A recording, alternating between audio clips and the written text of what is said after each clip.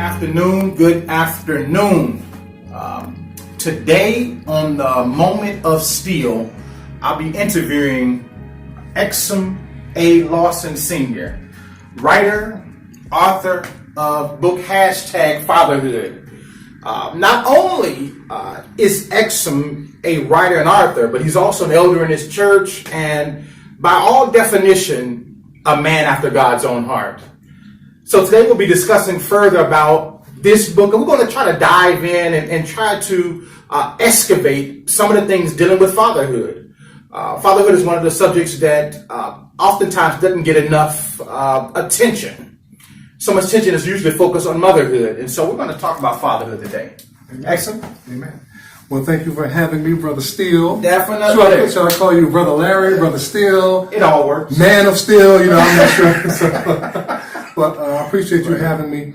#Fatherhood was birthed out of a need to communicate more effectively with my children. Yeah. God gave me the desire and the vision to communicate with them on social media without being blocked. Let's be honest. So you see the kids saying certain things and doing certain things that you find yourself going, I know I raised you better than that. And so, but how do you communicate? How do you say something and give advice, godly advice, without seeming to chastise them or belittle them or berate them publicly, but you want to just say something. Right. And so I asked the Lord, I said, well, God, how can I address that particular situation? Because the advice and the things that I see other people posting in relations to whatever it was that they were saying was not to their benefit. Okay. And so what ended up happening was God spoke to me and said, okay, this is what I want you to do. And so I used Twitter as a platform to begin to speak to my children. Now, I wasn't sure if they were ever going to read it. I wasn't sure if they ever were going to accept it, but nonetheless, I was obedient to what God had asked me to do. Right. And the reason why I chose Twitter as the medium to get the word across was Twitter forces you to make your message in a certain amount of characters. I can't recall what it is now. Maybe 250 now. Maybe it was 64 back then. I don't recall. But so I had to be creative and precise in the things that I wanted to say. And so my Twitter account was also connected to my Facebook account. So whenever I would tweet, it would also not only be on Twitter, but it would also be on my Facebook page. And lo and behold, after maybe about a month of tweeting every day, I said, Lord, what are you doing with this? Where are we going with this? And so he says, this is going to be a book. And shouts out to my wife, Regina Lawson, who also said, I believe that God is going to use you to write a book. You turn this into a book. Yeah. Now, I didn't see it because my thought was, okay, well, these are tweets. But nonetheless, I said, well, Lord, if this be your will, please give me something to say every day for 365 days. Why 365 days? Well, I don't know exactly. That's just what my mindset was. Well, 365 days, okay, I'm going to tweet every day. So that's every day of the year. Right. And so after tweeting, what began to happen was the tweets began to take on a life of their own. Right. Regular people started liking them, started forwarding them. And actually, I'm one of those. Yeah, I seen it was supposed to write. Thank you. That's awesome.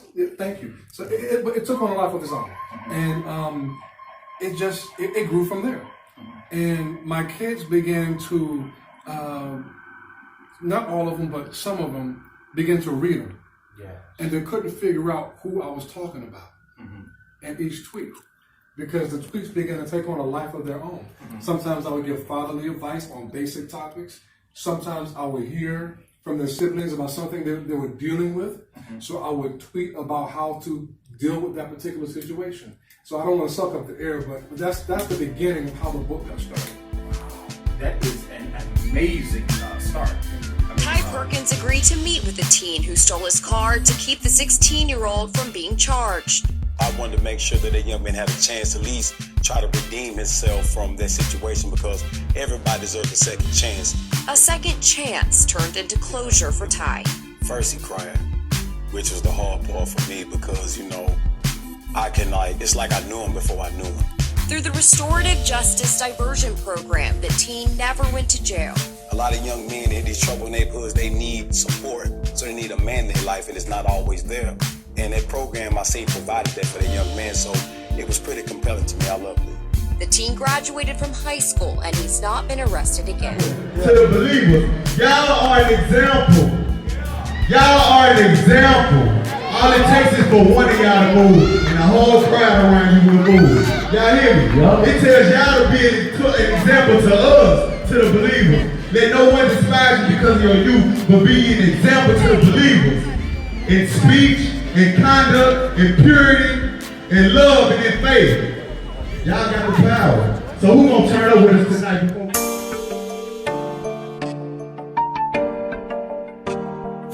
Christ swag. Yeah. Turn up. Alright. So many problems. Yeah. I know Jesus gon' solve them. Yeah. So much pain in my body. Yeah. So the devil can't stop me. Yeah. I know you really love me, Jesus, cause you died for me. Shout out to the wifey, cause how she... And so I actually got a chance last night to cover a brief portion. Yeah. My copy still hadn't come in yet. Yeah. I'm currently awaiting it. But last night when I was reading, you wrote about Dr. Miles Monroe and how he influenced you in this very building. Yeah.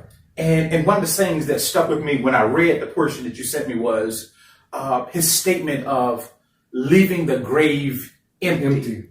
If you would, please chime in a little bit about that saying and what that embodies. Gotcha. So in the beginning of the book, which is called The Why of It. And so in the why of it, I explain, why did I write this book? Now, I did mention about the tweets and my wanting to communicate with my children, but the why of it explains this didn't just start there. Yeah. These seeds were planted years ago by individuals in my life. The why of it, I'll talk about both my grandparents, my grandfathers. Right. So there's a story there. But when we get to Dr. Miles Monroe, and so for anyone watching this, if you don't know who Dr. Miles Monroe is, please Google him. Dr. Miles Monroe was a man of faith, a pastor, a mentor to world leaders, and the list goes on. And to make a long story short, I produced a talk show here at Fisk University called What's the 411 with Sharon K. Yes. And Sharon K decided that he wrote a book back at that time, which was called The Powers and Principles of Leadership. He's written over 50 or so books, probably more than that. But nonetheless, she decided she wanted to have him on a regular basis via the telephone because he used to live in the Bahamas. But she would do an empowerment series. And so each time that he was on the show with us, before we would hang up, he would talk to me. And he would always encourage me to write my story. As he would encourage everybody. But nonetheless, for some reason, he talked to me a little bit more.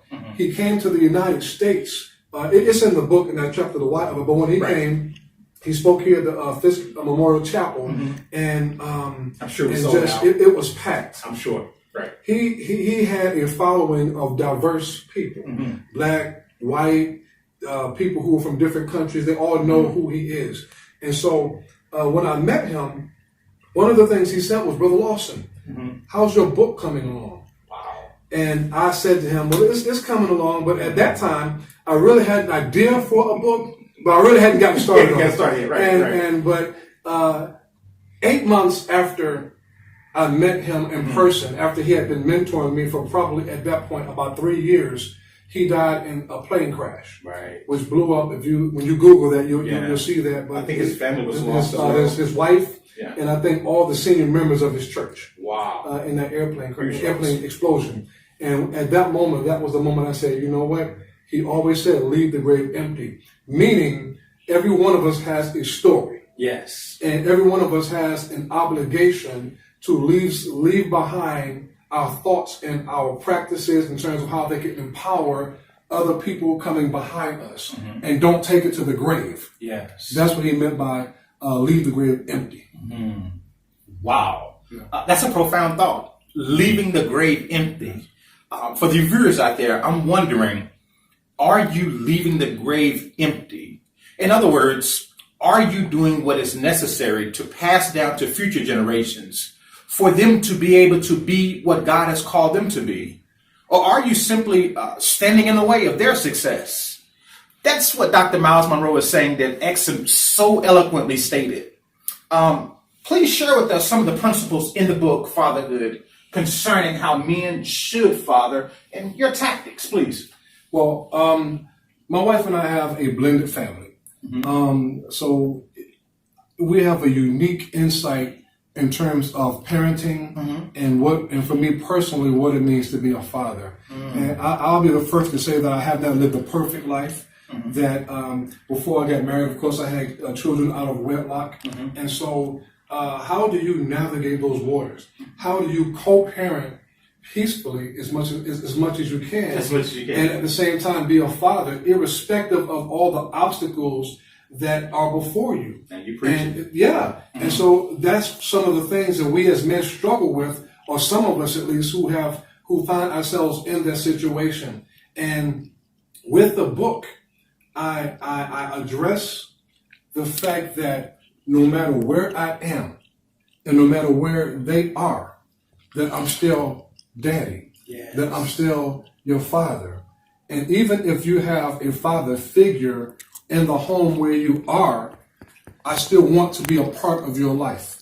I still pray for you. I still want to be involved in your activities. I also encourage men that no matter where you are in your child's relationship right now, even if you're not where you want to be or where you should be, that it's never too late. Right. That you could always take this day, this moment to say, okay, this is going to be the day that I work on me. And when I get done working on me and asking God to empower me in my success and in my own personal economy and my spirit and my relationship with Him, then He will empower me to have a better relationship with my children. Yes. Wow. That is awesome.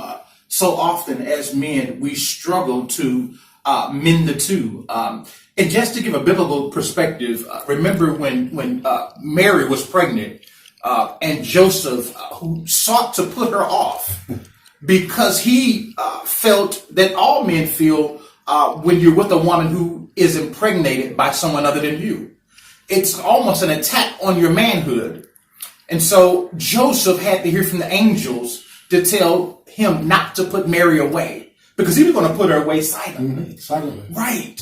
So when I look at this particular perspective of fatherhood and in the framework of the book, I'm understanding that as a father, we often have to accept and do things that don't necessarily feel good to us, but we have to make those sacrifices because of our posterity, our next generation. Wow, that's a great thought. Thank you. Thank you. Yeah.